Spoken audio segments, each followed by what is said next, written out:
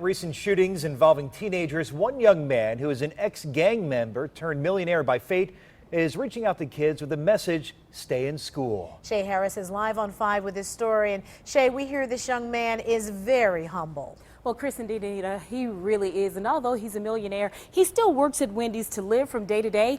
And he still drives what he calls his old bucket. He says he refuses to squander the money that his father lost his life for. He plans to be a good steward by giving himself back to the community.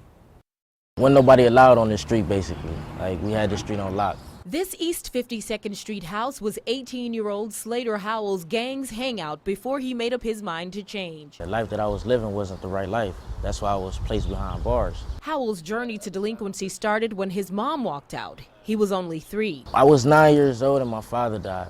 So as my father died, I didn't have no father figure. I didn't have nobody to look up to. I was 3 and she just left. Slater was awarded a huge settlement for his father's death. He says caregivers received stipends to take care of him, but he didn't see the money. That's why I turned to the streets. Lack of money and lack of love. Looking back is painful because Howell says he did some terrible things. I wish I could go back to 14 or 15 or 13 or 12 or 8.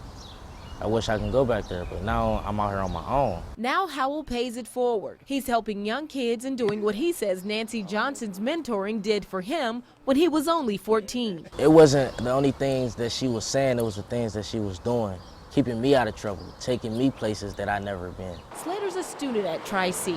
He says that's the one thing he did right during the chaotic years. He got his education. He hopes other kids will do the same. By you turning to the streets, you're gonna end up dead or in jail. And by you being young, you're gonna end up where I was at, and I didn't like it where I was at. Now, Slater is a Boys and Girls Club kid. He says they helped save his life. The organization is accepting kids for the summer months who need mentoring and a safe place to be kids. Live on 5 in the studio, Shay Harris.